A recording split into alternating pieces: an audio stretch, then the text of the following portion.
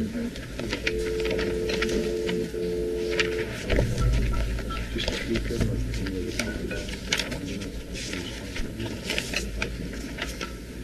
think he tried to make a name. Well, they must have a good foundation.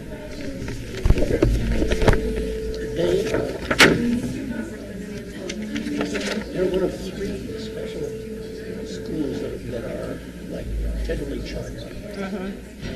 So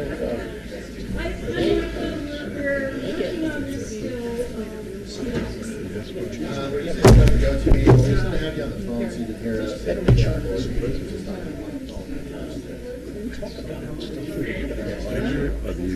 They get a lot of power. Well, just stay on the phone, man. And send out this invitation. So we got a personal tool. So he's not gonna. Well, he doesn't have to work. We went all over. We went into the welding shop. We went into the. They have welding? Yeah. For sculpture. But I mean, it's Yeah, let's just we'll get you done. Oh, yeah. No, I did. Yeah, I did. Yeah, I did. Yes, I did. And that's what I was referring to. Yeah. That's what I said. Oh, I said, you're gone. I'm going.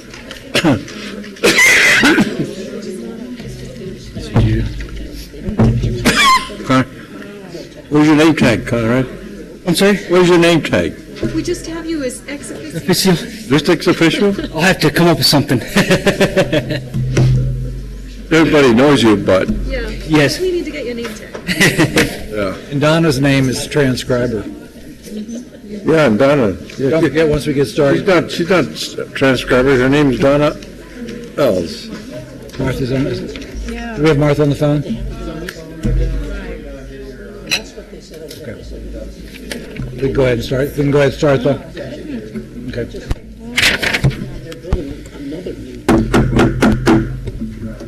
So I'm calling this meeting to order. The Santa Fe Community College Governing Board. Thank you for being with us tonight. We have a quorum, so 4 members are here, and we have member Romero joining us tonight by phone. Also hopefully able to see as well on her computer the slides as they come through this evening. So the first thing on the agenda is the adoption of the agenda. Do I hear a motion to adopt the agenda? Move to adopt the agenda. Motion made. Is there a second? A second. Made and seconded. Any discussion? All those in favor say aye. Aye. Aye. All those opposed? Motion carries. Next on the agenda, public comments. Do we have any public comments? We do not. Let me just double check.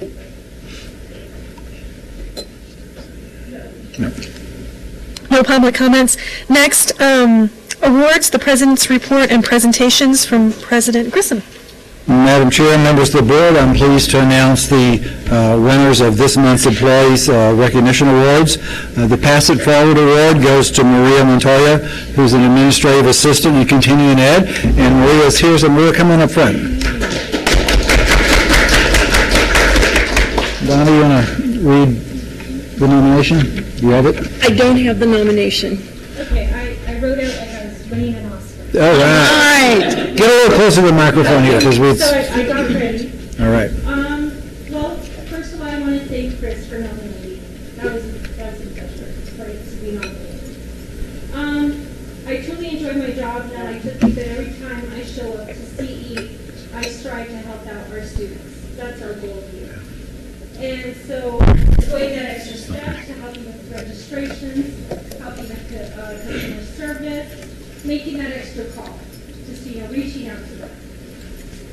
The small things that make my job fulfilling and make our students feel good about choosing CE, and it makes the day go by a lot faster when we have that connection with them. Also, of course, there are bad days to go along with the good days. And so, being recognized for the program, it's all worth it. So I'm happy to be part of the team, and I look forward to my future here at SFCC. And thank you again. Thank you. Thank you. Just to let everybody know, Maria played on our softball team this summer, too, so. The Wellgram this month goes to Linda Castle, who's the executive assistant for the foundation, but also the coordinator of our Art on Campus.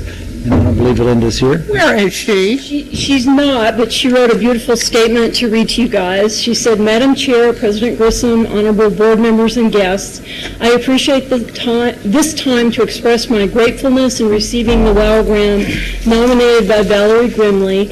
After 17 years of ups and downs at SFCC, remarkably, every day I still wake up looking forward to coming to campus. It is a gift to work with a group of people I consider to be family and friends, each so special, unique, valued, and appreciated, all working toward the same goal, helping our students succeed. Each day is rich with lessons and rewards in getting along with each other and creating solutions for perceived problems. Each morning I set my intention to touch as many people as I can with kindness, compassion, and encouragement. Relationships matter. Thank you for acknowledging my heartfelt efforts. Respectfully, Linda Castle. All right. Madam Chairman, members of the board, to highlight a few items from my president's report that is in your book. We were just notified recently that Santa Fe Community College was recognized with an honorable mention for a National Climate Leadership Award through the U.S. Green Building Council and Second Nature. That's the group that used to be known as the American College and University's Climate Commitment, and now it's just the Carbon Climate Commitment Group. We've been doing a sustainability lecture series with the city, the county, and New Mexico Energy and Minerals Department on Monday nights. I believe the last one was this week. Our Youth Build students have been building a mini house, and we used it actually as the float in the historical parade, whichever one that is. And the theme was Build Your Future at Santa Fe Community College. We've had a number of events for Hispanic Heritage Month. It started off with our popular Comunidad event. We've had the last 2 Wednesdays, and I think we have one more event. On Wednesdays, we had a History Culture Forum on the 22nd of September. Today, tomorrow actually, we have a music and comedy event with Carlos Medina, and then we have an immigration forum on October the 6th. We've been working with Innovate Educate and Los Alamos National Laboratory to offer some low-cost workplace skills preparation classes for jobs that are available now at the lab. And there are 4 Saturday sessions, and we got really good enrollment this time around for it.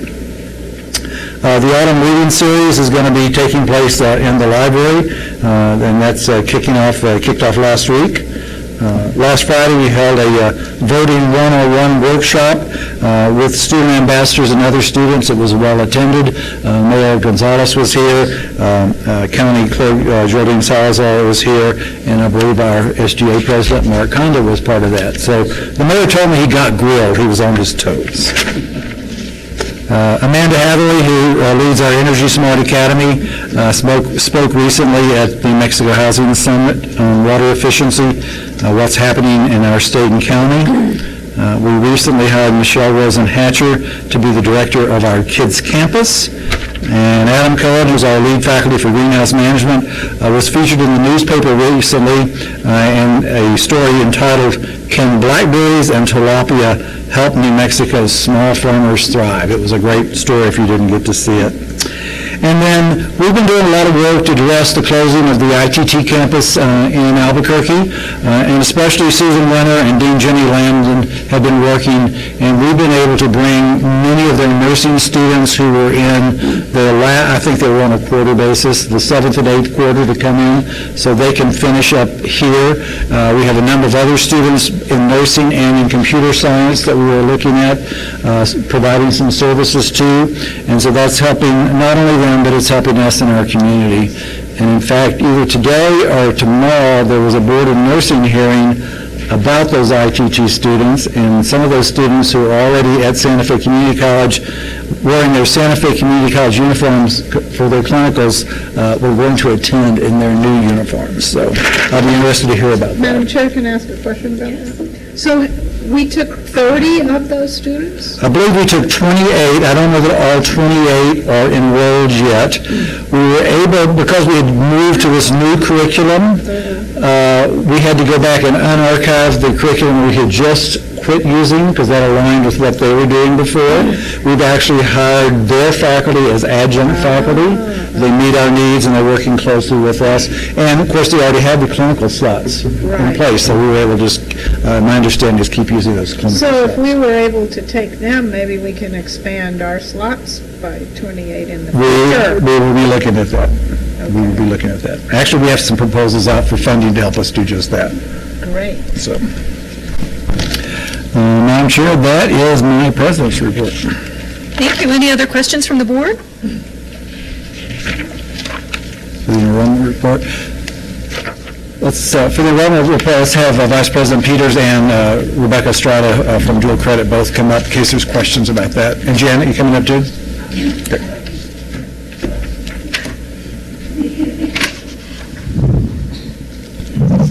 Okay, Madam Chair, Mr. President, board members. Looking at the enrollment report, I'd like to call your attention to the 10% of our students are new, of our degree-seeking students are new. That's good news. And that is in large part due to the hard work of dual credit, I think, in aligning degrees and certificates and having more students enrolled in those programs, and also marketing and public relations efforts to bring students in. I'd also like to call your attention to the Pell eligibility. That 19%, I just want to make sure that you know that that 19% is out of all of SFCC students, and not all of our students are eligible. It's only our degree-seeking students that are eligible.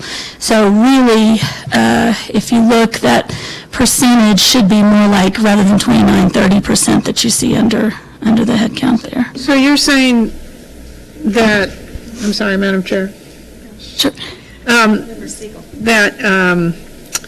that includes CE students, or, I mean, what do you mean when you say it's all of our students? It's both degree-seeking and non-degree-seeking. Oh, if they're taking credit courses, they get counted. Exactly, even and though so they're that's not that eligible. 19%, and so what I'm trying to say is if we're looking at just degree-seeking students, we're looking at about 30%. Ah, okay.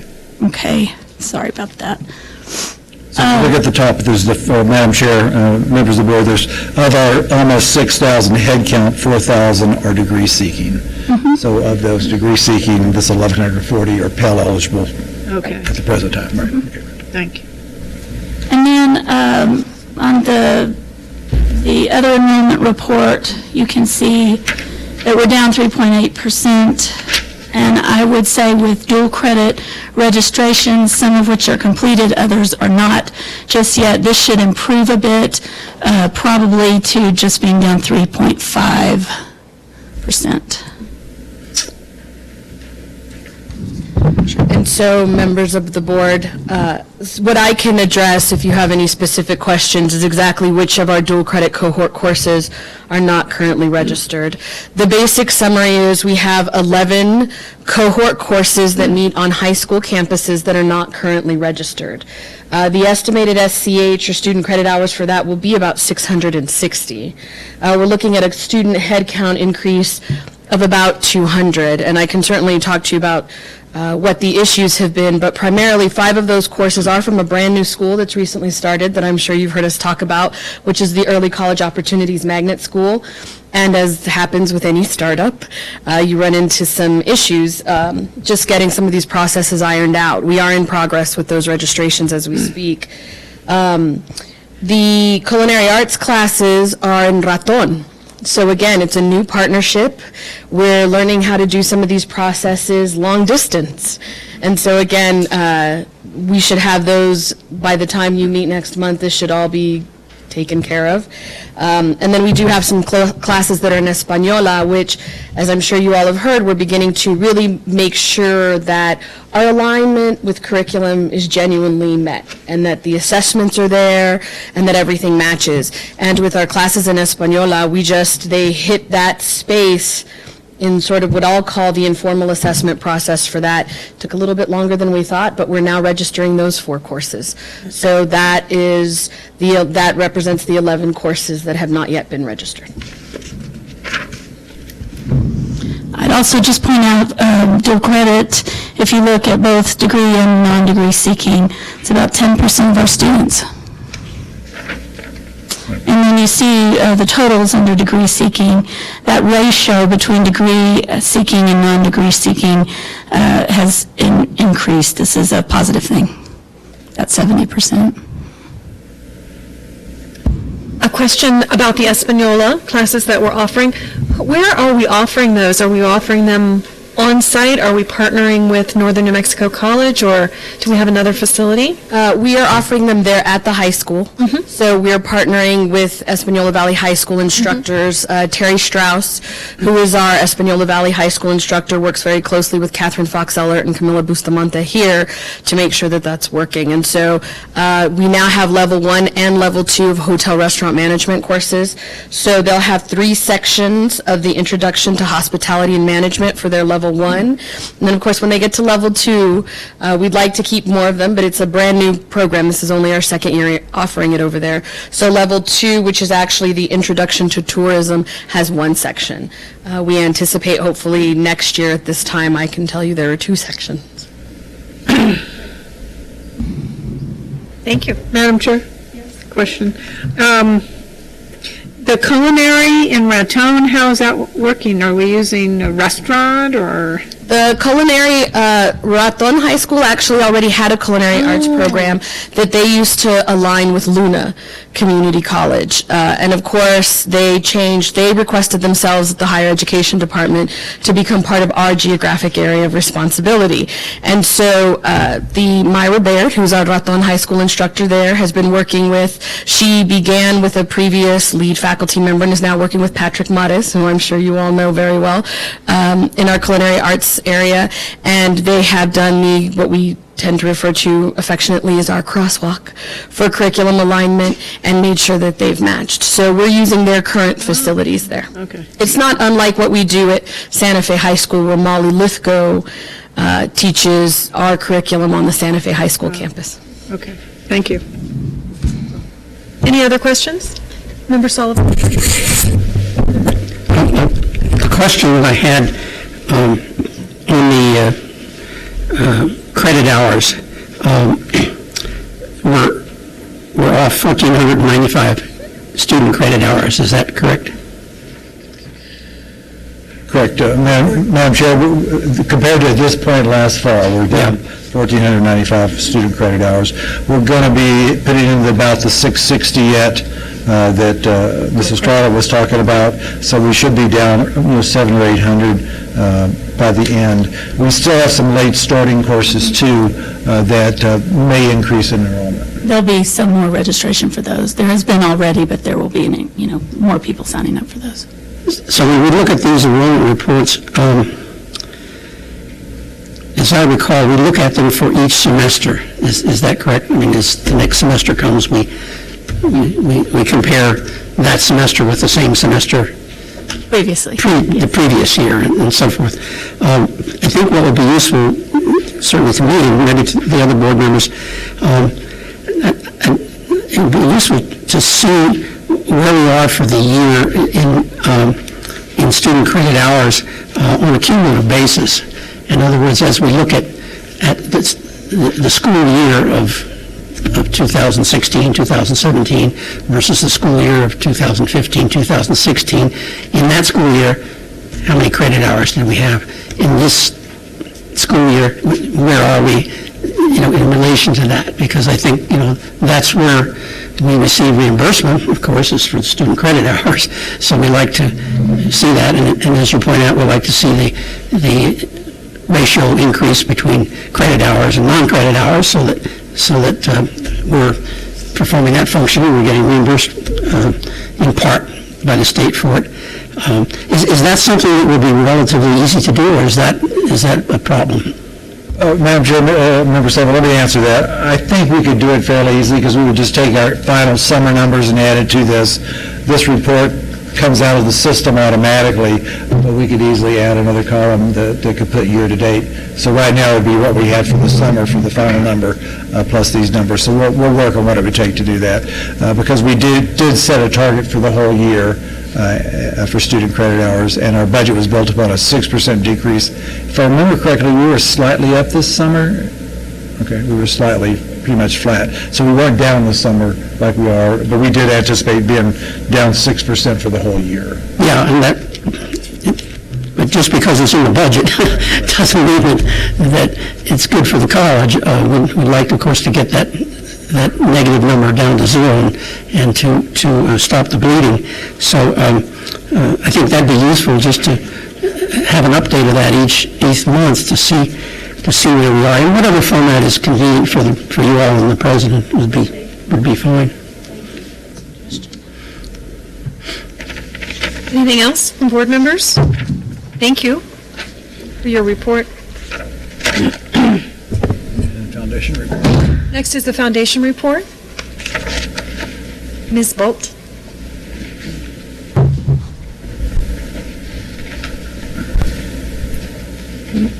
Good evening, Madam Chair, members of the board, President Grissom.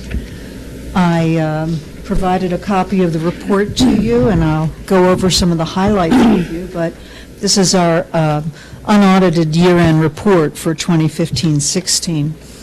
And new cash gifts for this period was almost 1.4 million.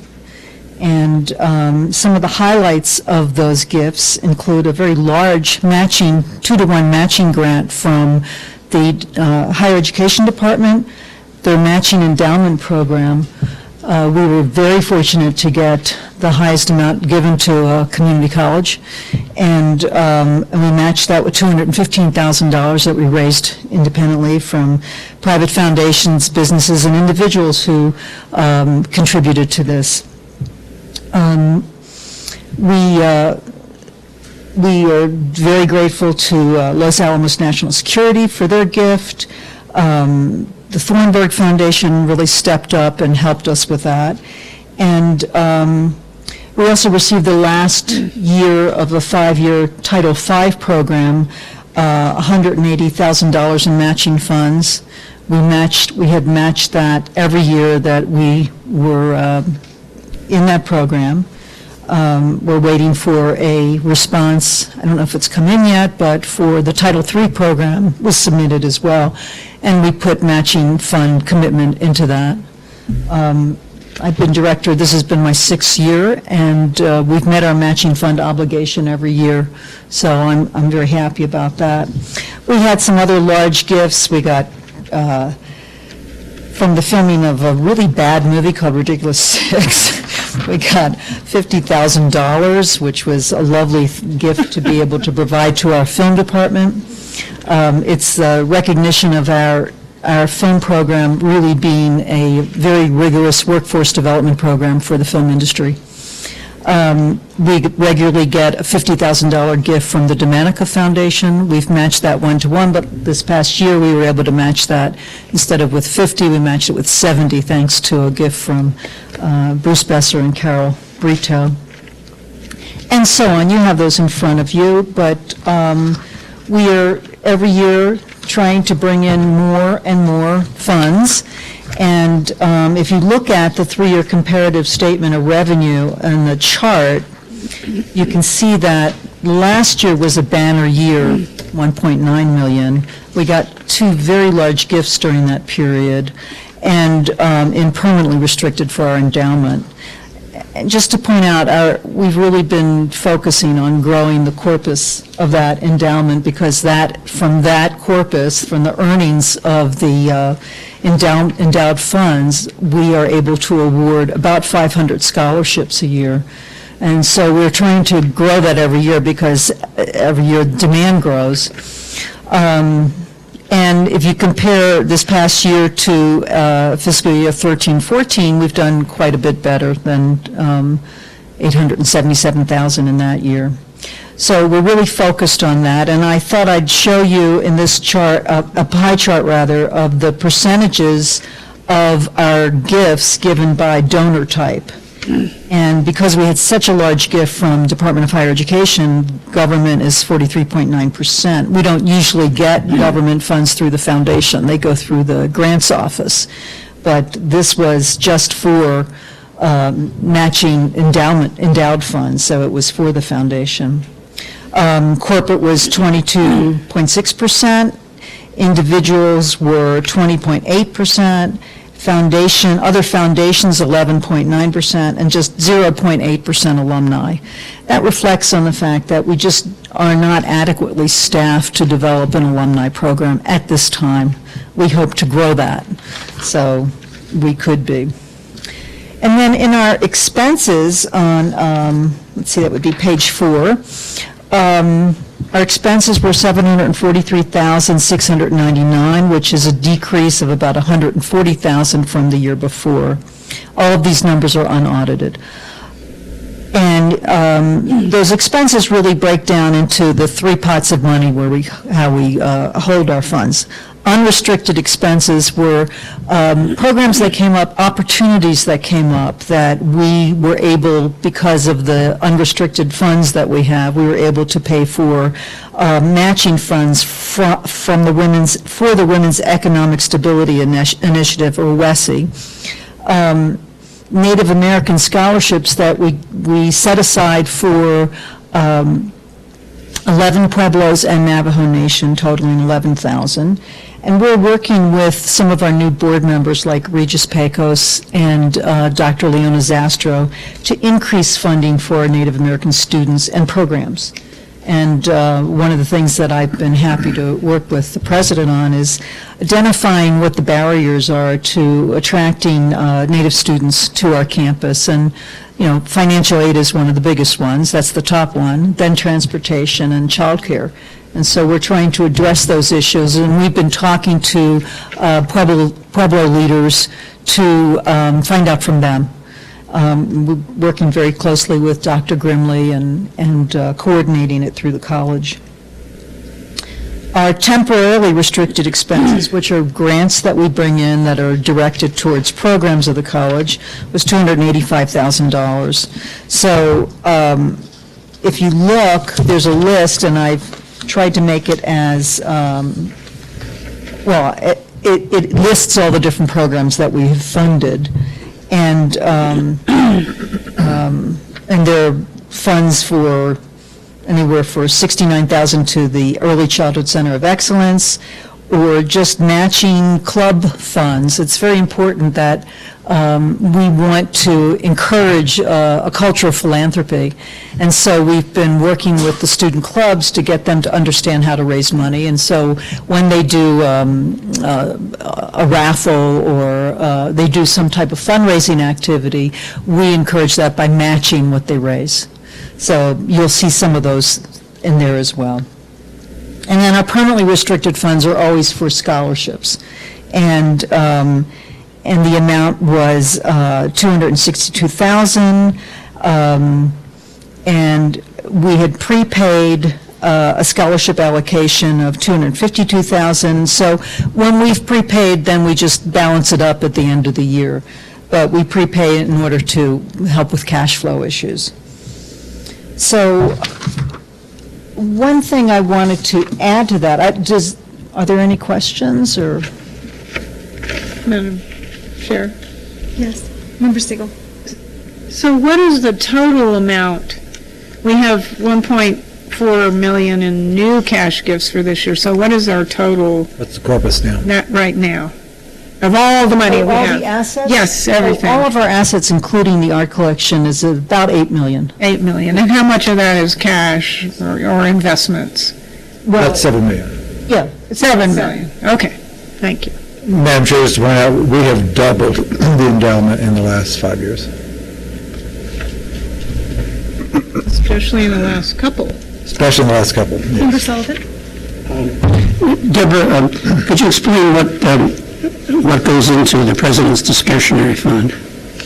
That was a fund that was set up years ago to provide a fund for cultivation activities, for having a presence in the community, for getting the president and or basically, whatever the president determines are priorities in terms of working with the community. So it's not a lot of money, it's like $3,000, but it helps pay for, I'm sorry, go ahead, sir. But mostly what it's been used for is to buy tables at other fundraising events where we partner with other foundations. So most of the times it's gone for things that we can't use state monies for. So it's, I don't know that anything has gone to anything other than buying tables at functions like IAI and other nonprofits in town. So you didn't have lobster at one of your meals Did in not. Las Vegas? Or Did not. I was curious because it was right down to the penny of, 81 cents there, and so I just wondered what. Well, that's really that's what was transferred in, well, they transferred more than that in there, and it carries over, that's what was actually spent. So by tables, what do you mean by buying tables? Like you buy a table for 10 at like the IAA Scholarship Bank, we'll buy 10 seats and have foundation and our Santa Fe Community College staff and sometimes board members go. They're fundraisers for other groups who also do the same thing when we have events. Gotcha. Thank you. If I could, I'd like to add that these types of events are very important in keeping, building our relationships with other organizations that are doing work partnered with the college. And they count on that support too. So it's win-win. Any other questions? No. I just wanted to add, Madam Chair, that the foundation is working on really developing a strategic plan that is aligned with the college's goals and objectives. And our board is meeting this Saturday for a retreat on strategic planning. And we're very, very happy that we have the opportunity to work with Yash on this project, and there's been a lot of help in integrating it. So I hope that you'll be seeing that soon. I'll bring that back for another report on how that's going. So congratulations to the foundation on another great year of fundraising. Fundraising that goes directly to support the students of Santa Fe Community College. And in the student assessment last year, when we asked our students what's important to them, I know far and above anything else was a barrier was the finances of paying for tuition. So thank you to you and the foundation for all you do in providing those student scholarships to be here at Santa Fe Community College. You are very welcome. It's a privilege to do this work, and I'm very grateful for the opportunity. And we exist solely to raise money for the college, so we try to expand that every year. Thank you. Thank you.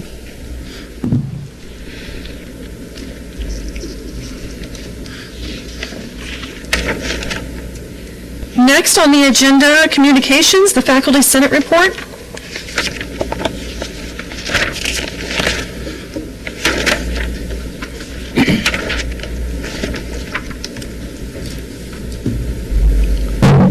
Madam Chair, members of the board, thank you for the opportunity today. A lot of things are going on campus. A lot of things we're moving along with policy. We're moving along with a lot of things, but that's not mostly what I'm going to talk about tonight, because right now I believe that the campus is in crisis. And this isn't the fiscal crisis that we're anticipating and preparing for. In fact, I'd like to thank the President for his skills and efforts in dealing with the fiscal side of the House. He and his staff are being very proactive in addressing those concerns. The crisis is one of morale. Faculty across the campus are very upset and many are fearful and describe the involvement of punitive measures and retribution. I don't feel that myself, but that is clearly the opinion of most of my colleagues. And I'd like to do something about it, and I hope that everyone in this room feels the same way. The poor morale stems from a disciplinary action that was taken against a group of my colleagues for communicating with their superior about how they intended to manage their workload. This has been an ongoing issue for quite some time, and it needs to be addressed, and I think we have made some steps in that direction. But in response to direction from the President at 2 different meetings that faculty should manage their own workload, a group of our colleagues sent a letter to their supervisors describing the method in which they intended to manage their workload. The response was a written disciplinary letter placed in their permanent file. Faculty opinions on how this was communicated is somewhat mixed, but the opinions about how the administration responded are nearly unanimous. The response was an overreaction, and it puts us into question what process and protections exist for faculty on campus. And as my colleagues were staff members covered by Policy 4.2, this would have represented a breach of policy and a jump in 2 steps in the disciplinary process, not in facilitating communication, but in going right to a disciplinary letter in the permanent file. Since Policy 4.2 exempts faculty, we are left with interpretations of holes in Policy 4.4.4, the Code of Conduct, and the vague clauses in the faculty contract. The disciplinary action for insubordination was not for failure to perform their duties, but for the tone of the communication which they sent about how they were planning to manage their workload. You will not find the term tone anywhere in Policy 4.4, Policy 4-44, the Code of Conduct, or the faculty contract, and that is what they've been disciplined for. We feel that the levels of discipline for communication instead of a discussion of the concerns about the tone have a chilling effect on communication on this campus. We formally request that the President and the Board de-escalate this conflict and open up a dialogue with those involved and the entire faculty body about managing workload, appropriate communication, and how we can all work together to best serve our students. Right now, our ability to communicate effectively has been hobbled. Instead of effective communication, we are locked into a long, expensive appeal process with very poor use of all of our time. Let's go back to square one and call it a mulligan. And try to revisit the best practices, equip, informed discussion that works towards a solution. We as a faculty body do not condone insubordination, but we do not see where communication is insubordinate. We further feel that punishing communication is an inappropriate response on a college campus. No one yelled fire in a crowded classroom. Let's revisit this whole situation, save money, improve morale, and open up communication. What is the downside? Or continue with the status quo. What is the upside? So morale is not good, and I'm very concerned that this is going to be an ongoing problem and will disrupt communication for this semester, possibly throughout the whole year. We'd like to dial this back down, open up dialogue, talk about what is appropriate and inappropriate communication, instead of enforcing clauses that aren't actually in writing in our contract or in any of the policies approved by the board. I think you also have seen some of our minutes, so if you have any questions, I could entertain those as well. Thank you. Does anyone on the board have questions? I have maybe not a question, but comment. I went through all the notes very carefully, and so I do have a question. So when you say that the morale is very low at the college, is that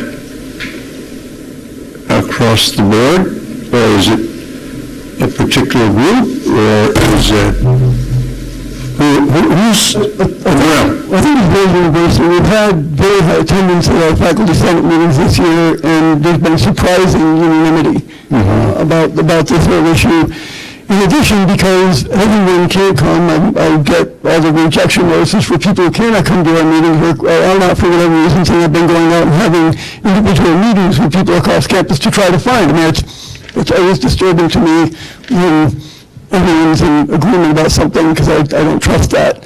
So I'm trying to find people who may not feel the same way, and I'm not finding it. In fact, that I'm finding that a lot of people on staff are affected by this as well. That's not my job to represent staff, but just in conversations with some people, I think people are very concerned, particularly about the idea that somehow the communication is not met with communication, but with disciplinary action. I will say that this was related to people who were meeting with their students instead of going to a strategic planning meeting. It was nowhere listed that that was a required meeting. Many people across campus missed those meetings and were not punished. The punishment in this case was for the communication. And again, I think punishing communication really shuts down communication, and we need to, and I think we do have an opportunity still. I think there is some damage done, but I think there are many opportunities still for us to bring this back to square one, open up the dialogue, and talk about what do people feel is appropriate and inappropriate. I know in text messaging I run into all the time, people misunderstand what I said because when you're on the receiving end of a text, you often interpret tone, you inject your feelings into the tone, and that never works out well. That's why a good face-to-face communication in this case about what was it in that letter that was so offensive. Very few of the many members of the faculty might have written that letter differently, but very few of them found the tone offensive or felt that it was in any way represented insubordination. So I recall that at the last meeting when you elected president of the faculty senate, that you pledged to the board and the public that you were going to do your best to be sure to bring harmony with the faculty and to keep those lines of communication open. Now, the president has frequently this executive team, which includes the faculty, the Senate. Has members of the faculty participated in those meetings? In the executive team, but I've never felt that was an appropriate way. I've had direct communication with the president and with board chair Keith, and my goal in all of this has been to keep this at the lowest level, try to keep people as calm as possible, hoping that we can find a resolution to this before it gets out of control. That hasn't happened yet. And so I still think we have opportunities, but I think our opportunities are waning. I think it needs to be addressed ASAP in order to kind of begin to recover. And I think there are opportunities. So tell me some of those opportunities. I think that removing the letters from the permanent files of the faculty, which is something that can be done by the president, and bringing in those people, other people, the whole faculty senate, or the whole faculty body to talk about exactly what it was that was interpreted as insubordination, because frankly, the faculty do not see anything in the letter, and frankly, we don't believe that communication should be met with punishment, ever. It should be met with, hey, I don't like what you're saying, I don't like the tone of what you're saying, how can we dialogue better? So how did you find out about the content of the letter? It was shared with me by people who are being disciplined. Okay. Now, as you know, that these are personnel matters, and this is between the president and the person, and seems to me like I haven't seen the letter, but I think that there's always two sides to a story. So there has to be accountability as well, Zuby, to this institution, and we have to work as a team. I mean, from the janitor all the way to the president. We have to ensure that we're going to promote the mission of this college and university. If some members of the faculty or some staff member chooses not to cooperate, then that's really a disservice to the students and to this institution. So I would like to, certainly I'm in favor of trying to reconcile this supposedly discontent. It bothers me to hear you say that there is across the board low morale. I've spoken to a lot of the faculty and some staff people. They have not indicated that to me personally. I'm not seeking that information, but as I come through it, Rick, I'm the board member, they'll come and say, well, and I'll ask them how things are going. Things are going fine. So I would like to see it resolved somehow, but I think to have it paintbrush wad, a broad paintbrush across the board that but the morale is low. It's hard for me to believe. But so you're suggesting that remove the letter? Why do you think that that's the appropriate thing to do? Because I think that was inappropriate disciplinary action in the first place. That punishing speech and punishing dialogue and communication is always bad. That the tone of the letter, most people who've looked at it do not see that wouldn't have been the way they wrote it, but it was not intended in any way to be offensive or to be insubordinate. It was a description of how they planned on managing the workload. And I would encourage you all to look at the letters, to make a judgment for yourselves and find out where they're at. And I will point out that the fact that it's in a disciplinary process means that it's difficult for us to talk about it. And so we have to be very careful with our words and how we dance around everything to make sure we're not dealing with a personnel issue, because we're very sensitive to that. But it's jeopardizing and hampering communication. If we pulled those letters out, it's no longer a disciplinary action. Dialogue can reopen. I think that would be what's in the best interest of the college right now. I guess in the last 2 weeks, I've spoken to more than 60 of the 85 full-time faculty, and I've spoken to another 20 adjunct faculty. And frankly, a lot of people aren't here because they are afraid. They are not sure anymore if you can be punished for communication. They don't know which communication is all right, or when they might be written up or something put in their file for a communication. It really makes people anxious about speaking. It may make them anxious about speaking to you, Pablo. Well, I think this is my own personal opinion, my personal feeling. If I felt that way, and if I felt that there's going to be retribution of what I say, and I'd go and look for another job. Many people are, frankly. Well, because I think what's important is that we have a president that's responsible to ensure that there's harmony in this institution. And it's also, it would be remiss on his part if he saw that there was maybe some act of not conforming with their contract, not to do anything. For him to take, my opinion, for him to take the letter of reprimand from that personnel file, I think it would be wrong, my opinion.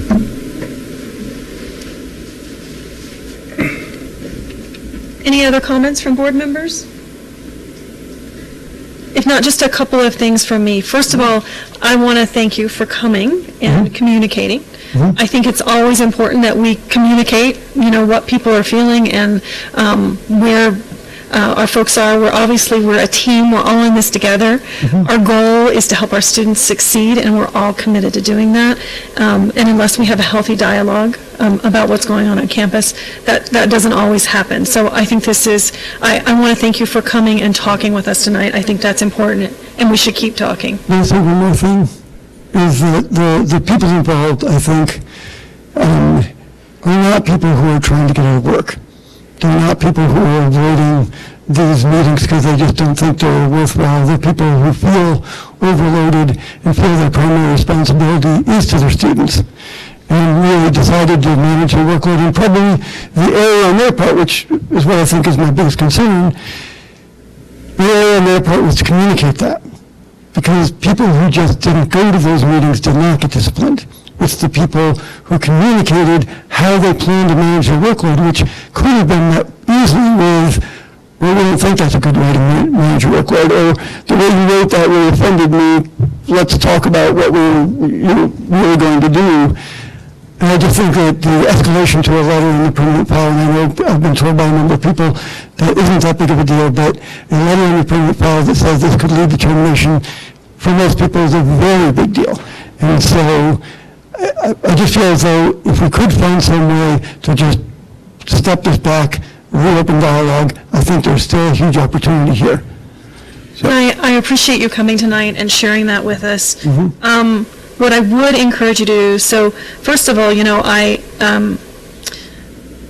think that from taking a step back, from somebody who's not involved in the middle of this and comes from this from the outside, kind of what happens, it goes back to Newton's law, right? There was an action, and for every action there is an equal reaction. I think that's how Newton's law goes, right? So we had some employees who took an action, which they may regret now. Unfortunately, there was a reaction to that, right? So you're right that there may be there are two sides to this, but I think that we can all learn from that. That when we take an action as seriously as writing something down and giving it to someone, telling them how we're not, the things we're not going to do, we can expect a reaction from that. And they're still working here today. I don't think that was an over-the-top reaction. I think that they got something back in writing saying, this is the consequences of what you sent us in writing. So there are some places in this dialogue that I think are really good places for conversations. So one of the things I've heard you say is there are some places in policy that are very vague, that make employees nervous because they're not well defined, and I think this gives us a great opportunity. I think we've established a good shared governance process that we can bring those policies up, that we can look at those policies and rewrite them so moving forward we learn from this and we learn how to communicate better so we don't end up in situations like this. And I'm happy to engage with you on that and the Senate on looking at those policies moving forward and how we revisit them. Madam Chair, I just would like to say one last thing, Sylvia. I really appreciate when you started your statement that saying that you, as a president of the Senate, don't feel that way. That gives me hope. I'm a probationary employee. If I were intimidated, I would have come up here and said all this. No, but I mean, you made a public statement, and you said, there's low morale. I don't feel that way.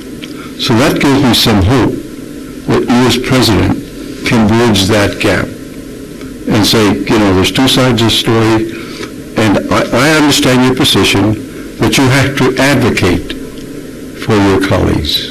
I understand that. But it's got to be fair. It's got to be fair. I share the opinion that this was an inappropriate reaction, that that was an overstep. I am in unanimity with them on that. I do not feel intimidated. I do not feel in fear for my job. But a lot of my colleagues do feel that way, and they will not communicate clearly with you because of that. Because obviously you feel that there's fairness in the president, and fairness in, hopefully, in the board. In this particular case, I would say no, I don't feel that there was fairness. Any other comments from board members on this issue? Not, thank you for your report.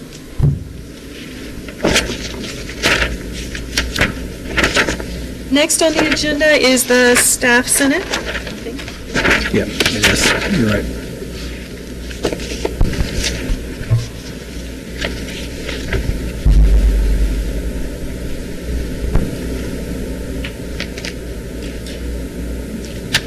Good evening, Madam Chair, members of the board, Mr. Grissom.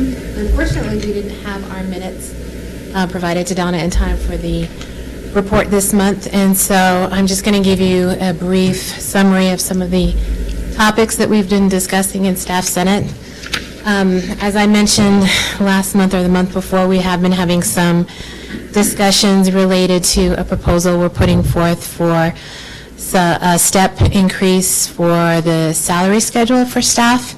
There was a conversation with Human Resources last week, I believe it was on Thursday, and we've had some discussions about how we can possibly partner together, come up with something that's more collaborative and hopefully something that would actually be considered by the institution in future when we actually have some funding to support it. We're completely in favor of that, and we're cognizant of all of the issues that might deter that at this time. We still want to bring that forward because it's an important issue for the staff as a whole. And, but we're trying to be reasonable and work with the different partners on campus to make sure that we're being thoughtful about how we do that and how we present it. Also trying to keep in mind that we want to present something that promotes the equity that we're constantly talking about on campus, and also recognizes that, you know, we have a responsibility as employees to do our job. And so that accountability goes both ways. So we're continuing to work with human resources on that. We're continuing to work with the Staff Senate on that, and hopefully we're hoping to have something to present to the executive team next month and eventually the board, probably in November.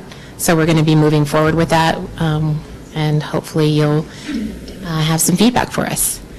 Additionally, one of the other issues that has become quite a hot topic on campus for the Staff Senate is the Fair Labor Standards Act and the changes that are coming down in December. There has been some communication from Human Resources and some meetings scheduled next week to address some of the questions that have been raised. I think there's a little bit of a panic and quite a lot of rumors floating around the campus. And so people are nervous. Some of those concerns have been brought to the president's attention, and he's had some conversations with other members of the other officers of the Staff Senate. Unfortunately, I was unavailable for those conversations, but he was receptive to those, and we're very grateful that he's working with Human Resources to try to address the concerns in a thoughtful and considerate way. And so we're very much looking forward to both the conversation with the presidents tomorrow. We do have our next Staff Senate meeting on Friday, so I'm sure that's going to be a topic of discussion on that agenda. And then the meetings, I believe, are Tuesday and Wednesday next week. So just be aware that there are concerns about that, and a lot of staff is doing the research for who may be affected by this and how the college is responding. Aside from that, I think things are going very smoothly. We are attempting to work more collaboratively with the Faculty Senate and trying to ensure that we're all looking out for the interests of the other as well, trying to alleviate the feeling, at least from my personal opinion, that we've had over the last few years of an us versus them, and really trying to look at us as an entire employee body. And not in that respect try to foster a employee versus institution mentality. I really appreciate the conversations that we've been having, the invitation from the president to have a presence at the executive team, and to really continue to foster good communication. I know we still struggle with that, but we're continuing to try, and so I appreciate that. Do you have any questions for me? Any questions from board members? Can I ask a question of President Grissom? Would you talk to us a little bit about the Fair Labor Standards Act and what impact that has on our employees at SFCC? Madam Chairman, members of the board, the new rulings that are going into effect, assuming they don't get stopped by the courts, there was a lawsuit over it, raises the minimum weekly or monthly payroll for which a person is eligible for overtime. And I can't remember what it is currently now, but it's something like $23,000, and it's going to go to about $47,000. So anybody who's making a weekly rate that equals $47,000 a year will become eligible for overtime, which means that even if you're a salaried employee and you work more than 40 hours a week, you are eligible for overtime. So there's implications for the college on the financial side because of our financial situation.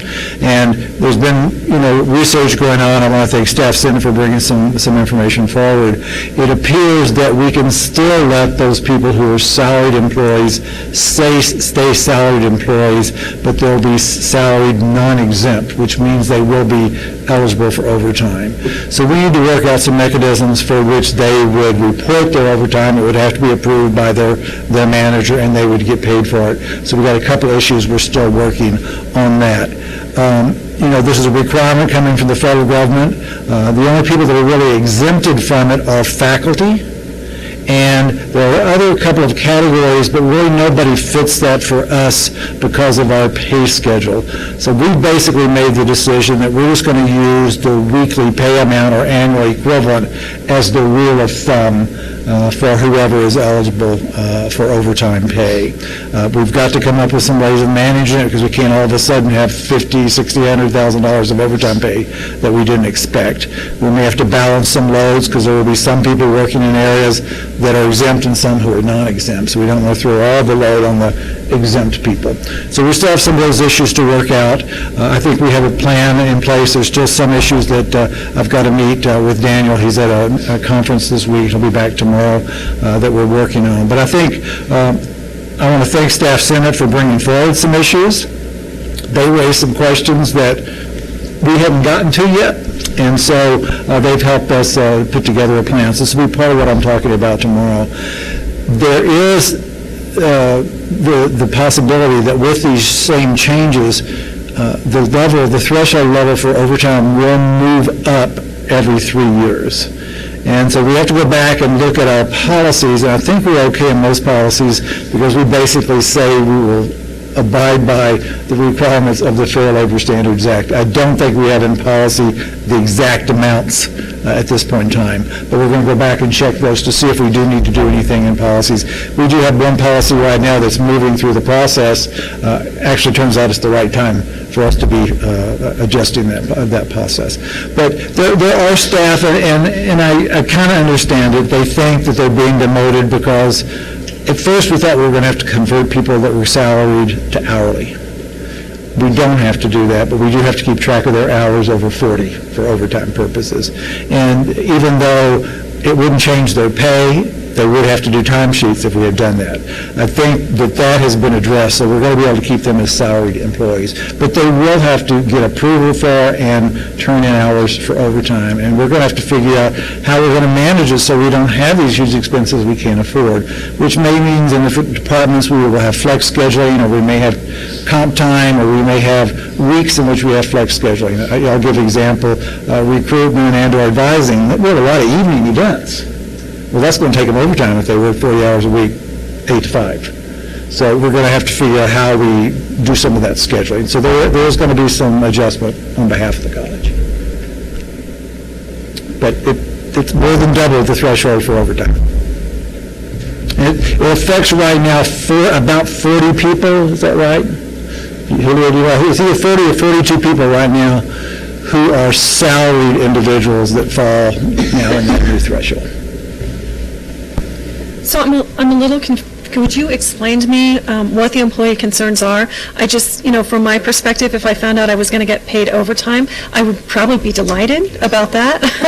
Well, and I think the concern in that respect is that given our, tight budget, the chances of that are minimally, the chances of being approved for overtime are going to be minimal, except in the areas where, we have to meet the student needs.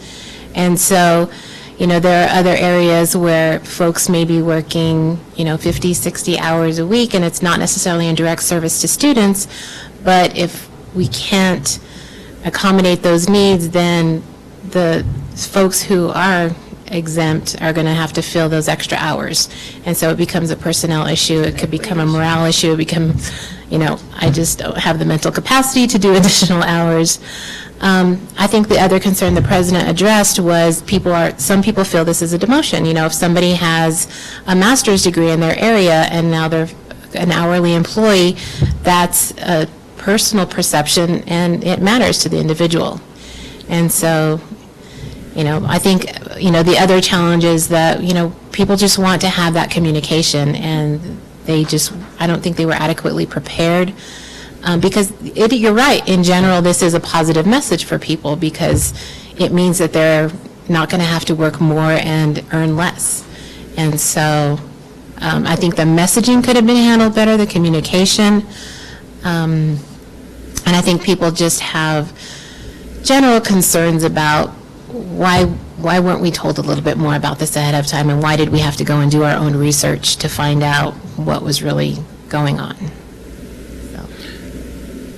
Madam Chair, if I could add to that. We did some minimal communications and basically told everybody we're having an event next week to communicate.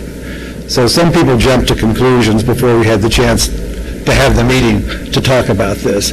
Staff Senate did bring up a legitimate concern, which we have addressed, and that is, how can we meet with the supervisors an hour and have their issues, and then the next hour meet with the employees, because the supervisors maybe bring up some questions that we need to come up with answers for. So we have rescheduled that, so we're meeting with the supervisors one day and the employees, the 40 employees that are affected, the next day or the day after. I can't remember which. So we did, that didn't make sense to me to not have those back to back, because we couldn't respond to the questions at that point in time. But, everybody panicked because, we just got the notice from the federal government within the last month. So we've still been waiting for guidance on the notice. And so then we have to figure out, well, how are we going to deal with this, with our systems the way they're set up now? So whatever goes in place has to be in place by December 1st. So that's, we got to do some planning at this particular point. And we are actually planning right now, if everything goes right, to put it in place maybe a little earlier, but we may not have to do that since we now know that we don't have to convert those people to hourly. We just got to have the process in place for tracking and approving and paying overtime. Thank you. Okay. Thank you for your time tonight and your report. Student government report. Yes, Madam Chair, thank you, members of the board, President Grissom. We've been real busy. As you can see, we got 4 approved minutes. It's been kind of slow going, to be honest, though. From our first meeting, we had 8 people show up. Today, 39. Couldn't read my own hand right now, I apologize. So I'm really excited. We're finally starting to get some participation, which makes it a lot easier to run a meeting. So, Fall Fest went off without a hitch. It was a great experience. I actually went to help with the ambassadors, but they didn't want my help, so I just mingled and started passing out my own flyers for the SGA. But it was a great experience. They had a live band. It was an Asian theme. It went wonderful. We actually today approved our first fund request for a club. It was respiratory therapy. They're looking to go to Dallas, I believe it is. It's Dallas or Fort Worth. For a conference down there, but they should be able to bring back some good stuff. So we're really happy to help them fund that. President Grissom touched on it. I got to be Friday. I went to the Vote 101 with the mayor and the county clerk. Yeah. It went really well. We had about 50 students there, mostly the ambassadors, but that was kind of a target group. I mean, they're all pretty young for the most part. And, of course, I'm pretty passionate about voting and just, American way, I guess you could say. So it went really well, I thought. The politicians talked too long. I got to cut mine short, so it worked out real good. So I took President Grissom up on a challenge at the last board meeting. He mentioned that the ambassadors were doing a lot to help recruit. Well, the senior day's coming up. I went to Ernest Kavanaugh and got permission that I'm going to be there to help the ambassadors, and I'm going to bring along the treasurer, who is Mika Gallegos. She's a little firecracker, nice young lady, but she's more their age group, so I wanted to bring her along because they don't want to listen to old guy talk. So bring her along, and hopefully we can get some of these seniors to commit here to Santa Fe Community College. And then last but not least, we do have a few issues with some status quo. For instance, terminology of the executives and the senators being called employees. Are we or aren't we? So we're looking at redoing the Constitution to reflect this, and we'll, of course, bring that to y'all. I'm just getting more answers. We have a meeting, I believe it's next week, with Dr. Rhodes, I think her name, Cheryl? Fields, Dr. Fields, I apologize. Dr. Fields and HR, just so we can get an understanding before we bring it to y'all that, maybe we need to redo something. So, and other than that, that's about it. Any questions? Any questions or comments from board members? No? Thank I like your enthusiasm. Thank you, sir. Thank you for your report. We appreciate it, President Conda. Yes, thank you, ma'am. Next on the agenda is the consent agenda, which includes minutes of the work session of August 24th, the regular board meeting of August 24th, matters related to SFCC policy, which is retirement of policy, and final readings and approval of policies 4.6, 4-29, 4-53, and 4-55. Madam Chair, I'm going to ask that we take 4-53 from the consent agenda because we want to propose a name change.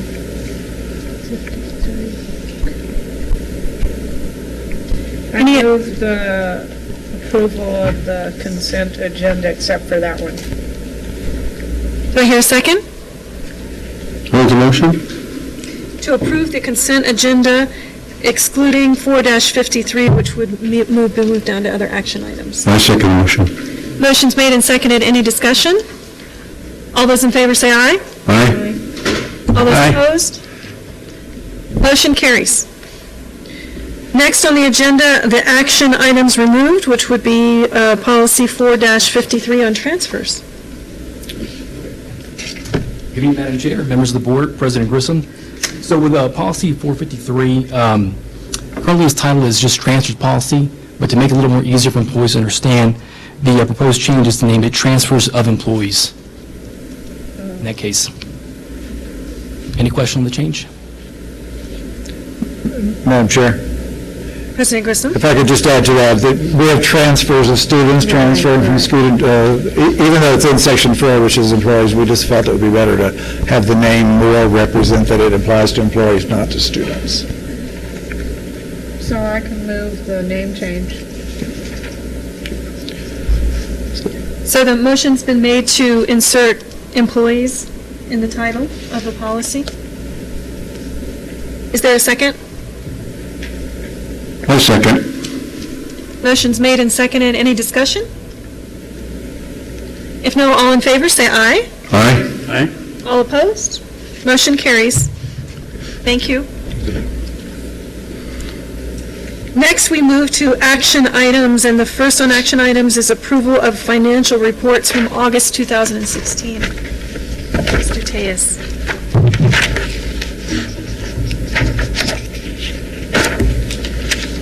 Good evening, Madam Chair, board members, President Grissom. Here to present the financial report for August 31st, 2016. At the end of August, we're 17% of the way through the fiscal year, and we did discuss this in pretty significant detail yesterday in the Board Finance Committee, as well as with the Financial Oversight Committee of the college campus on Monday. Some of the high-level highlights from the report are that there was about a $2.3 million improvement in the operating account when you compare it to last August. ING revenues are up $150,000, and that's 4% compared to the prior year. Expenses in total in ING are down by $195,000, and that would be 5% compared to the prior year. And compensation is just about even at the end of August. It's down slightly, $43,000. With supplies, expense, equipment, utilities, we see that those have come in about $152,000 lower than last year. And that essentially sums up a lot of our discussion yesterday. I can stand for any questions if you might have any. Madam Chair. So our utilities are much lower because of our solar array and all of the other, mitigating activities we're doing. Madam Chair, members of the committee, I'll answer that since Henry is not here. Part of it is the solar array. We had a pretty sunny month, so we got, in July especially, so we got more gain out of the solar array. I think also some of the energy efficiency improvements we've done around campus. We've installed a more robust temperature control around campus. Some people might be a little cooler in the winter and a little warmer in the summer than they want to be, but it's saving us, we think, about $10,000 a month. on our utility bills. So and as we go through and do more upgrades to our infrastructure, we are going into hopefully soon into a performance energy audit to look for other ways in which we can improve our infrastructure to reduce our energy cost and our consumption. And if that is successful and there come some projects, we'd actually pay for those projects with the savings. It wouldn't be additional monies out of our pockets. So we're looking forward to that energy audit. Thank you. Any other questions from board members? If not, is there a motion to approve the financials? I move that we approve the financial August. Is there a second? Second. Motion is made and seconded to approve the financial report from August 2016. Any discussion? Not all those in favor say aye. Aye. Aye. All those opposed? Motion carries. Thank you very much. Stay there.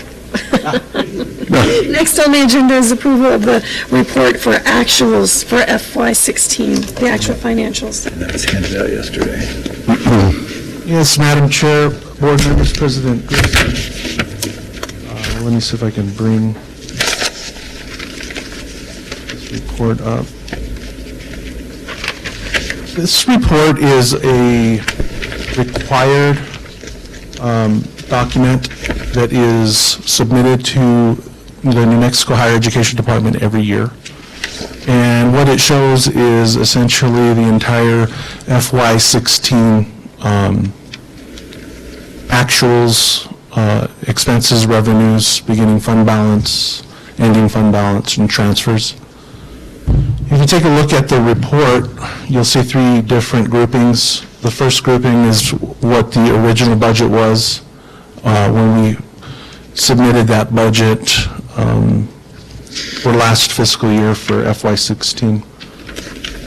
The middle column is the final approved FY16 budget, so that's the bar, the budget adjustment that we made. And the third column to the right is the FY16 unaudited actual different categories of revenues, expenses, et cetera. And so just some highlights from this report. As we have finalized financial activities for FY16, IMG revenues finished about $300,000 up over budget. That's a good thing. We anticipated budgeted revenues at a particular amount, and they came in about $300,000 higher.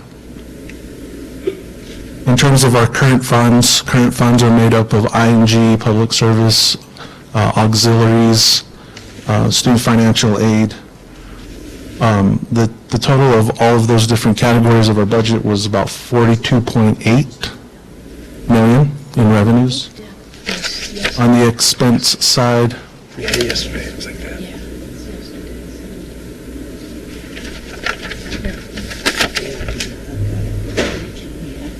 Yeah, but it's listed on the agenda.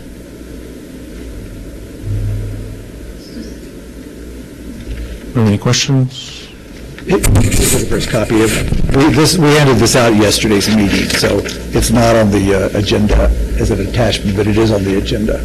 Yeah, I just had a procedural question that it's not in the agenda that's made public or online to the public. It was handed out at the Finance Committee meeting yesterday. And is our procedure that we would normally approve that if it's not noticed in the public notice? Madam Chair and Member Sullivan, it was in the public notice. All we have to do in the public notice is the agenda item. We do not even have to attach the things we attach in our current situation. We have to notice that it's there, and then the public could come here and request it before or after if they wanted to. That may be technically accurate. I'm sure it is if you say so. But in terms of transparency, that doesn't seem to be a good long-term policy. It seems like what we are going to bring up in our public meetings should be in the materials that we disclose to the public, unless there's a last minute change or, modification that came up in the last 24 hours or something that doesn't substantially change the tone of the report. President Grissom, could you tell us about timing of approving this? So are there any deadlines? Yes, it's due tomorrow or Friday at the Higher Education Department. Once again, to me, this is one of the reports, and the next one we have to prove on here that I think are not so timely because we're submitting to them unaudited financials that will be finalized with our audit, and then we will officially submit the audit. So what is even on here will be changed because the auditors will make adjustments. So this is what our books currently show. This really matches pretty much what you approved for the June financials, with some adjustments for things that were recorded in July that might have not been in the June financials. But this has been something that we've pretty much always done, and in fact, I'm not so sure we always brought these to the board in the past. We've made a decision, and I believe HED is now requiring that they have board approval, which was not always the case before. And so, this would have been hard for us to get out even last week to give to you. So that's why it was ready yesterday. It literally, Madam Chair, yes, it was ready just yesterday. We had finalized this report. We're trying to finalize end-of-year close processes and things like that to get this report as accurate as possible, even though, like the President said, it will change with audit adjustments, and ultimately the official financial documents are the audited financials.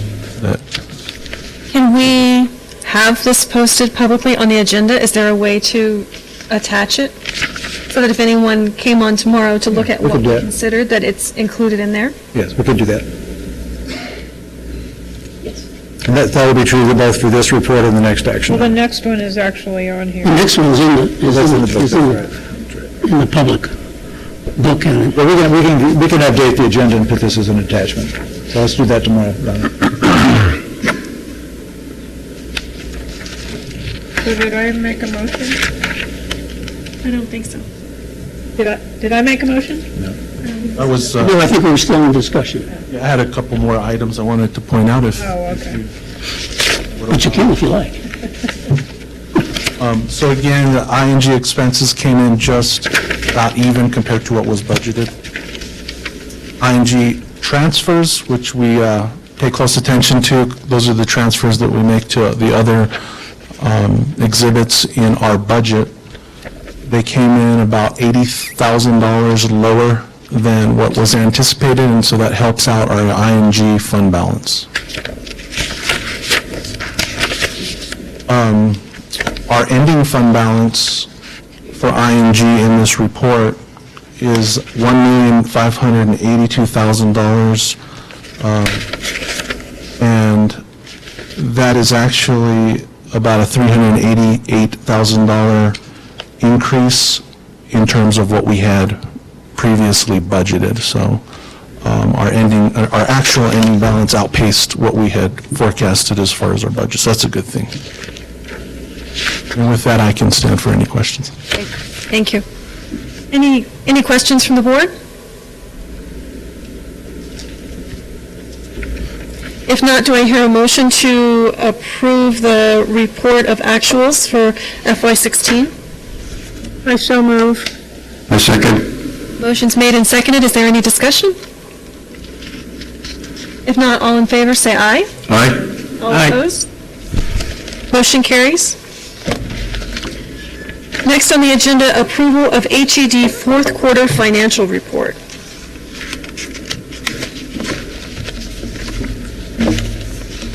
Madam Chair, Board Members, President Grissom, before you have a fourth quarter report for FY16. This is a required document that has to be submitted to HED as well as the report of actuals. It asks some pretty straightforward questions related to financial matters, whether or not the college has an accurate financial record-keeping system that tracks assets, liabilities, expenditures, things of that nature. And with that, it also asks about particular financial health matters, I believe cash issues, and whether or not the college has completed payment on outstanding invoices, things like that. Madam Chairman, members of the board, for the public, I know this is in the book, but the good news is we were able to answer no to every question. Yeses would require explanations, so we were able to answer no to each of the questions here. Any questions from board members? Not, do I hear a motion to approve the HED fourth quarter financial report? So moved. Second. Motion is made and seconded. Any discussion? All those in favor, say aye. Aye. Those opposed? Motion carries. Next on the agenda, approval of the president's goals. You need to talk about this for a second. Madam Chair, members of the board, we talked about these in the work session. We may have slightly changed the wording on a couple of things in the work session today. I think maybe I'll just read the wording that we agreed to on the 9 goals that we have. The first one is to improve communication between the CEO and the governing board. The second goal is to explore and participate in professional development activities geared toward community college presidents.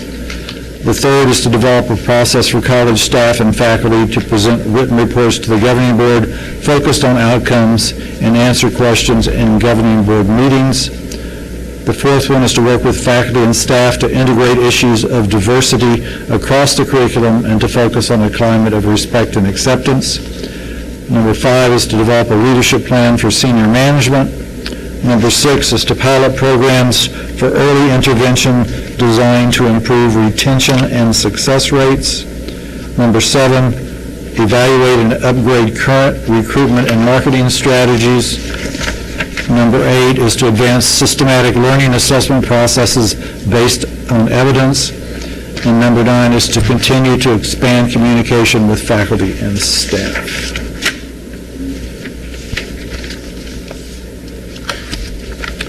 So I think the changes from what was in the published agenda is the addition of a 9th goal regarding continue to expand communication with faculty and staff.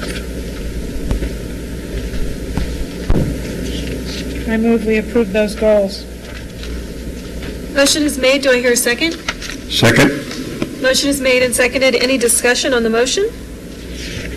Not, all those in favor of the goals, say aye. Aye. All those opposed? Motion carries.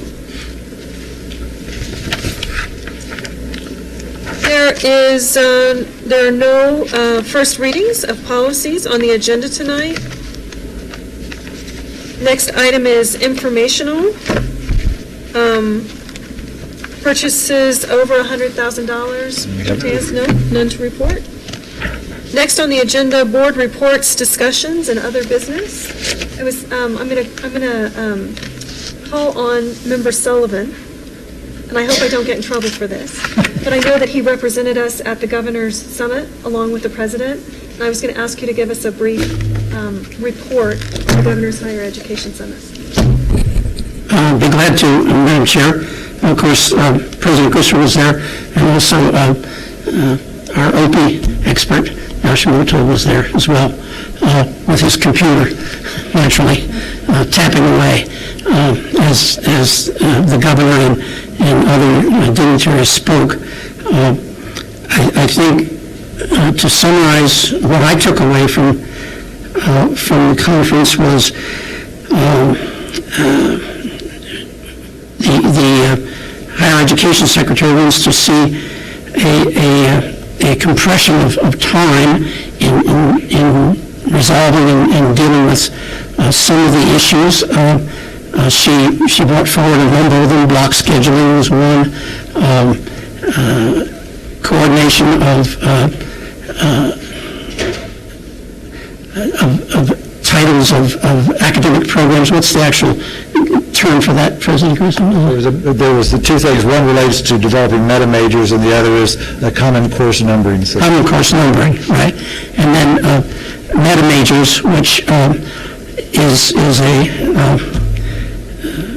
company term, as you would, for trying to develop majors that are broad enough to allow a student flexibility as he or she goes through her early years, so that when they actually do come around to decide what their career goals are, they don't have to backtrack and take courses that in order to achieve that goal. And as many of us know, when our family attended college, very few of us knew exactly what we wanted to do with our lives, and that's what college is about, actually, is being able to explore with people who have a variety of experiences and educational backgrounds, and can give you direction and help you develop your life's goals. So meta majors, I think, is an important thing that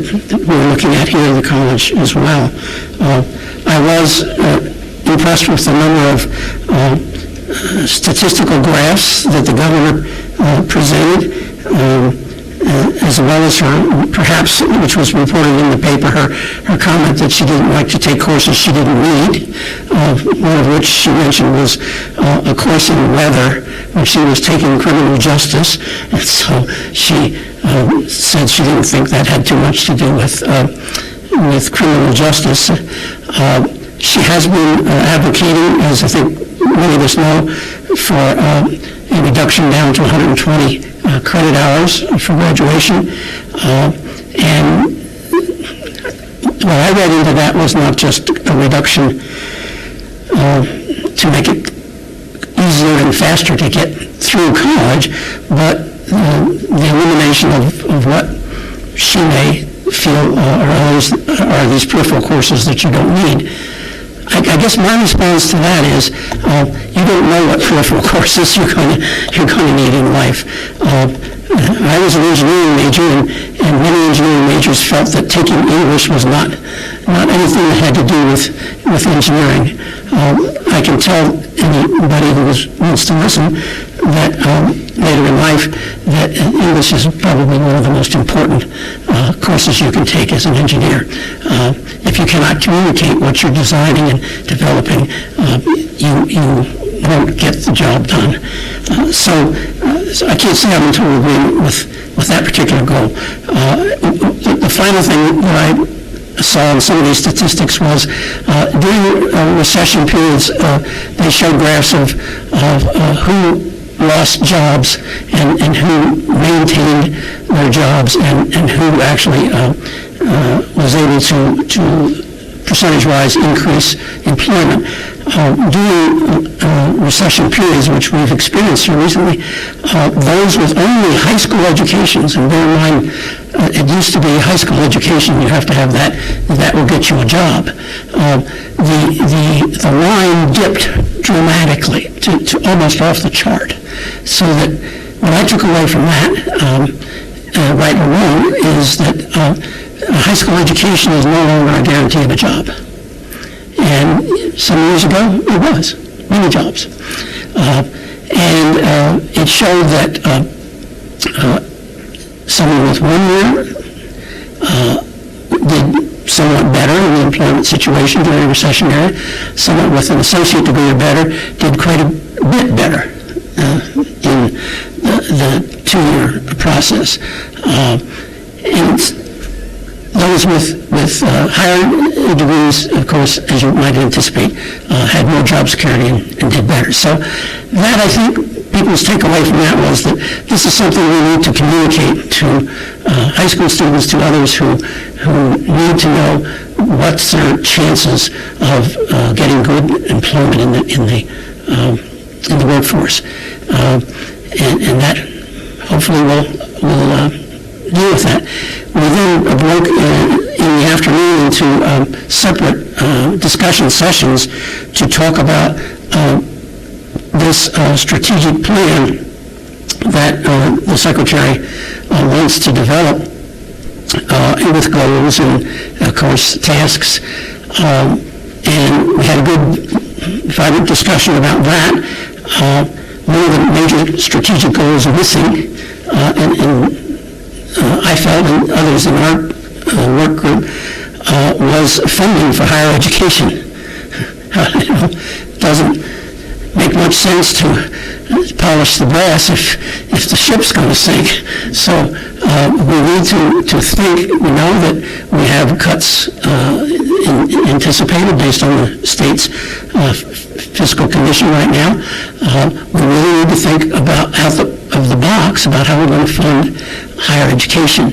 It was definitely, I think, agreed by all that, and certainly promoted by the governor, that higher education is the key to good employment. Of all the other things that you might think is the one thing that will most be able to get you a job, the answer to that question is education. And so with that in mind, certainly A, we should fund it better, and that's a whole other discussion for another day, but B, in a time of economic challenges, we need to come up with other creative ideas as to how we're going to fund, how we're going to work smarter, how we're going to provide the educations that we expect and we expect for our children and the children's children. So I hope that tells you a little bit about what was discussed. The governor referred to the secretary, the higher education secretary, as a Gatling gun, because she's a rapid fire individual, and so she I think felt that was an appropriate characterization of her, and didn't mind that at all. So that's kind of how the meeting went. The Gatling gun kept everybody going and on track and on time, and we adjourned at 3 o'clock on time. And I think that for me it was a good introduction to the interaction between a number of local community colleges and four-year colleges and the state, and how they're interacting. It was a question and answer session. There were good questions brought forward. And I had a side discussion with the provost from New Mexico Tech, who indicated that their enrollment is flat. And so we know that enrollment is a critical issue in educational institutions throughout the state and throughout the country.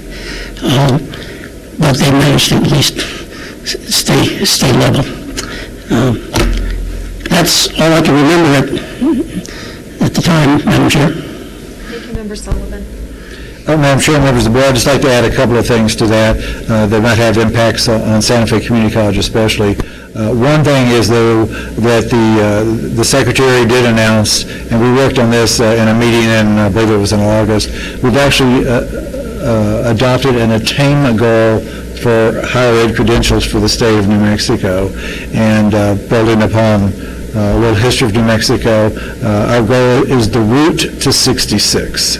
And so our goal is to have 60% of the adult working age population, those adults aged 25 through 64, having some level of college credential, a certificate, associate degree, bachelor's degree. That's really key for economic development in the future. We're currently at about 43% if you count certificates in New Mexico. One of my concerns with the event, though, was the focus on getting people to complete on time. We do need to work with those people who come in, those students who come in, first-time, full-time students, to try to get them to complete within 2 years or with 150% of time. But the issue was brought up, a lot of our students cannot complete a 2-year degree in 2 years or a 4-year degree in 4 years because they have to work. They have family commitments. They're doing it part-time. And so if we're going to reach that 66% goal, we have to make sure we're also doing everything we can to take care of those students, because it's not the traditional college student that many of us knew 20 and 30 years ago when that was really the only people who went to college. That's one of the issues. The common course number and common general ed core requirements, I think, are a positive for the state. There are some issues around some of those gen ed core requirements, and I know we have Julia, you're on that task force, right? Julia and Colleen Lynch are representing Santa Fe Community College on the Gen Ed Task Force. There are some concerns about those issues, but I think they will get worked out. And this is a national movement, is getting 4-year degrees to 120 credit hours and 2-year degrees to 60 credit hours. We have some work to do. We've done a lot already in getting ours down. Because we do have that health and wellness requirement in our degrees, I feel like if we can get them down to 61, we've kind of met the requirement. But that may be questioned as time goes by. So other than that, I have volunteered Santa Fe Community College to be on the strategic planning task force, and we'll see if we get taken up on my offer. I would just add to that, Madam Chair, that the governor did, as President Grissom said, make a very dramatic presentation about the route for 66, but didn't say how we were going to get there, which is a problem I find in many bureaucratic institutions. You know, we have goals, but we have no mechanism to get there. But to the Secretary's credit, Higher Education Secretary's credit, the purpose of the strategic plan is to bring that thinking to the forefront. And she said that she wanted people who were opposed to the concepts to be on the task force, as well as those who were in favor of it, because she didn't want to be dynamited out of the water, and that the whole process, as I understand the schedule, is to be completed, in place, implemented in 1 year. Next August, yes. 1 year, next August. So I say right on. and that's certainly something that we're going to participate in as a college, and try to make sure it's as applicable to our unique situation as we can. And I'll add to that note that I think the thinking at Santa Fe Community College, on behalf of our president, who's put together the plan to increase our graduation rate, really puts us ahead of the curve for meeting that goal, that we have a plan in place to contribute and how we'll do that. So we're appreciative of that. Just a quick note from me under board reports. Today I attended the Regional Economic Development Initiative Summit, an annual summit around economic development in northern New Mexico. The summit today focused on workforce and identified workforce gaps in industries including film, technology, value-added agriculture, teachers and education, healthcare, green industries, and entrepreneurial development. I was very proud that Santa Fe Community College was prominently featured with our programs in film and green industry, so we had faculty and staff there that contributed to that conversation very greatly and represented SFCC. Some of the themes that came out of that are no surprise to us. We've heard those before, but really a conversation about the importance of internships and giving people work preparation experience and finding a way to do that systematically, not only in the region but in the state. And a conversation about soft skills and how important it is that we're not only giving people coming into the workforce the skills that they need to perform on a day-to-day basis in their specific job, but also the skills that they need to be successful working with a team and showing up on time and having good performance, which are issues that have been brought up before, but I think there was a good conversation. There will be a report that comes out of the Ready Today, a final report, and I would like to pass that on to the president and to the other members of the board for them to have the chance to review as well. Finally, I just want to say, we've seen a lot of headlines lately and a conversation going on about potential cuts to higher education. Obviously, the state is facing some financial issues, and we anticipate that there will be cuts coming. As I read through the cuts to higher education, I think there's been some comments made about the state really shouldn't be funding any more higher education. I think that there's a trade-off to that I would like us all to think about and internalize, in that we're all here to provide education. We're still going to need to provide education. If the state pays less, then everyone will up tuition so that we can still provide education. And who's going to bear the cost of that? Our students, who already have a hard time. We see that in our reports that come across from students. It's the number one barrier to finishing a degree or a credential at our institutions, and I have a feeling it's probably the same for other college students across the state. So what we are doing by cutting higher education is shifting that cost to our students and families. And I think that's an important part of the conversation that we all keep in mind as it goes on over the next couple of months about the budget cuts and the impact they have. Any other comments from board members? Member Sullivan? I just want to make one clarification. When I was talking about New Mexico Tech, I said that I had a discussion with the provost. Actually, it was the Dean of Arts and Sciences, so I don't want to change his title around, but that's who it was. Thank you. Thank you. Anything else? No. Next on the agenda, announcement of our next board meeting, which we have a special board meeting that is not on here. We just set, so we have a special board meeting next Tuesday, October 4th at 4 o'clock. Most people will be participating by telephone to approve a contract for a roofing project that we need to get underway before the weather moves in. So that was not on this agenda, but will be legally noticed on Friday, and the agenda will be posted on Friday. Thank you. The next regular meeting, Tuesday, October 26th, the Board Finance Committee. Wednesday, October 27th, the regular board meeting. And the Learning Center District Board meeting will also occur on October 27th, just prior to the regular board meeting. With that, do I hear a motion to go into closed session? I move. So moved. Second. Motion has been made pursuant to the reasons listed in the agenda that we go into a closed session. Is there any discussion? All those in favor say aye. Aye. All those opposed, motion carries. Thank you. Thank you.